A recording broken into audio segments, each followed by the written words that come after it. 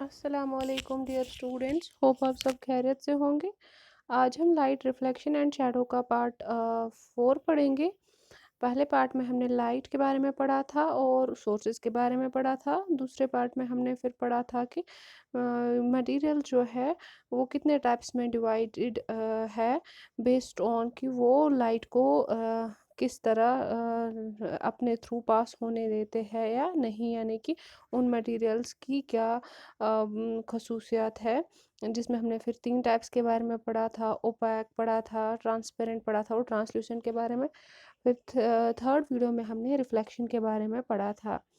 यानी कि जो प्रॉपर्टीज़ ऑफ लाइट हमने पहले ही थोड़ा डिस्कस किया है। मैंने यहाँ पे फिर से ये स्लाइड डाली है कि जो लाइट है वो ट्रैवल करती है स्ट्रेट लाइन में। सबसे इम्पोर्टेंट कॉन्सेप्ट जिसमें मैंने वो रॉड्स दिखाई हुई थी कि स्ट्रेट रॉड से अगर हम देखेंगे तो हमें अगर हमने कैंडल डाला जलाया होगा रूम में और अगर हम स्ट्रेट रॉड के थ्रू देखेंगे तो वो कैंडल जला हुआ हमें नज़र आएगा।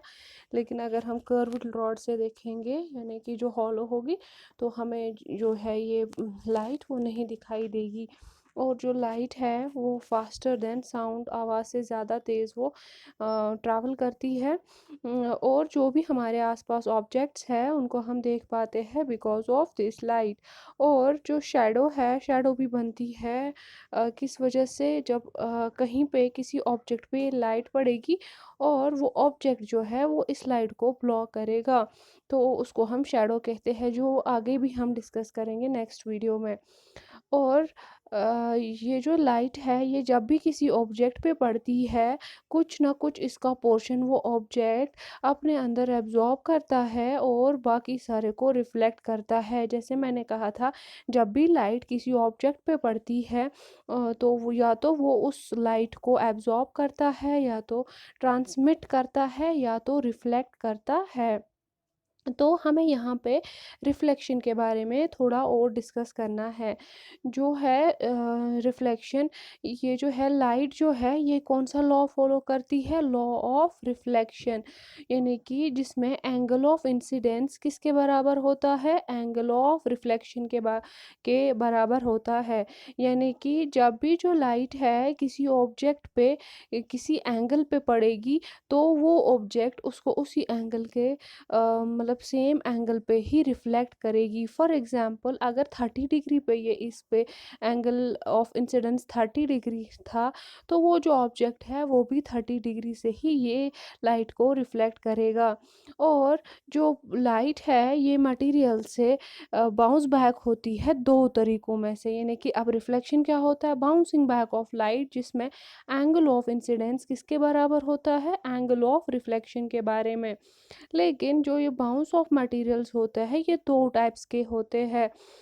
तो या तो डिफ्यूज रिफ्लेक्शन होता है या रेगुलर और स्पेक्युलर रिफ्लेक्शन होता है। यानी कि जो भी कोई मटेरियल इस लाइट को वापस फेंकता है, बाउंस बैक करता है, या तो ये डिफ्यूज रिफ्लेक्शन होगी या रेगुलर रिफ्लेक्शन होगी। जो डिफ्यूज रिफ्लेक्शन है वो उसका मतलब है जो भी कोई ऑब्जेक्ट है जब इस पे लाइट पड़ती है, चाहे वो नेचुरल सोर्स की पड़े या मैन मेड सोर्स की लाइट पड़े, तो ये इस लाइट को डिफरेंट डायरेक्शंस में वापस रिफ्लेक्ट करता है।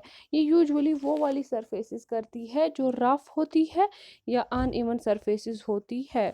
इसके बाद है रेगुलर या स्पेक्युलर रिफ्लेक्शन। ये वो वाली रिफ्लेक्शन होती है जो जिसमें जो है रिफ्लेक्टेड रे जो होगी वो सिर्फ एक डायरेक्शन में जाती है। यानी कि उसमें डिफरेंट डायरेक्शंस में जाती है, इसमें सिर्फ एक डायरेक्शन में जाती है। ये यूजुअली किन ऑब्जेक्ट्स या मटेरियल्स में होता है, वो ऑब्जेक्ट्स या मटेरियल जो स्मूथ और शाइनी जिनकी सरफेस होगी। यहाँ पे मैंने इस चीज़ को समझाने के लिए और एक स्लाइड डाली हुई है। देखिए यहाँ पे रेगुलर रिफ्लेक्शन पहला वाला, यानी कि जो एंगल ऑफ इंसिडेंस है वो एंगल ऑफ रिफ्लेक्शन के बराबर है। जिस एंगल से यहाँ से रे पड़ती है उसी एंगल से वापस ये रिफ्लेक्ट करती है।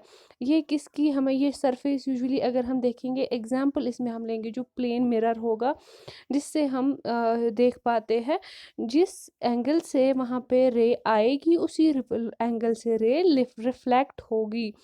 यहाँ पे मैंने लिखा है प्लेन मिरर और any other surface that produce a reflected image.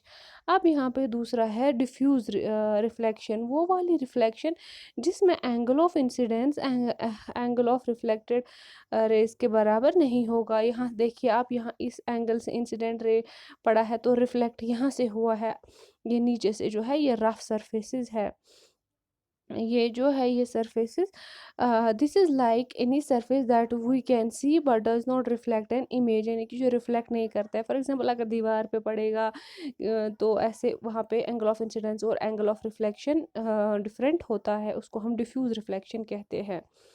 अब है जो ये रिफ्लेक्शन स्मूथ सरफेसेस करते हैं। अब हमें मिरर्स के बारे में आगे पढ़ना है, तो इसको समझने के लिए हमें स्मूथ सरफेसेस का रिफ्लेक्शन देखना ज़रूरी है। स्मूथ सरफेसेस कौन सा रिफ्लेक्शन करती है? Regular reflection. यानी कि जो इसमें एंगल ऑफ इंसिडेंसेस होंगे वो किसके बराबर होंगे? एंगल ऑफ रिफ्लेक्शन के। When incident rays are parallel to each other and the reflecting surface is smooth and polished, the reflected rays are also parallel to each other, such reflection is known as regular reflection।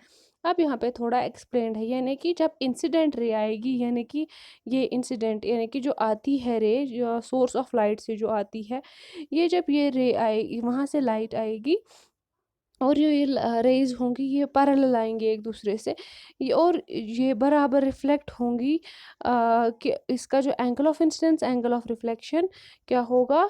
बराबर होगा। और जो नीचे ये surface है ये mirror type का आप समझिए, यानी कि जो स्मूथ है, जो पॉलिश्ड है, तो ये रिफ्लेक्ट करेगा, जो रिफ्लेक्टेड रेज होंगी वो भी पैरेलल टू ईच अदर जाएंगी। जैसे ये पैरेलल आ रही है ब्लू रेज, रेड रेज भी वैसे ही पैरेलल जाएंगी। इसको हम रेगुलर रिफ्लेक्शन कहते हैं।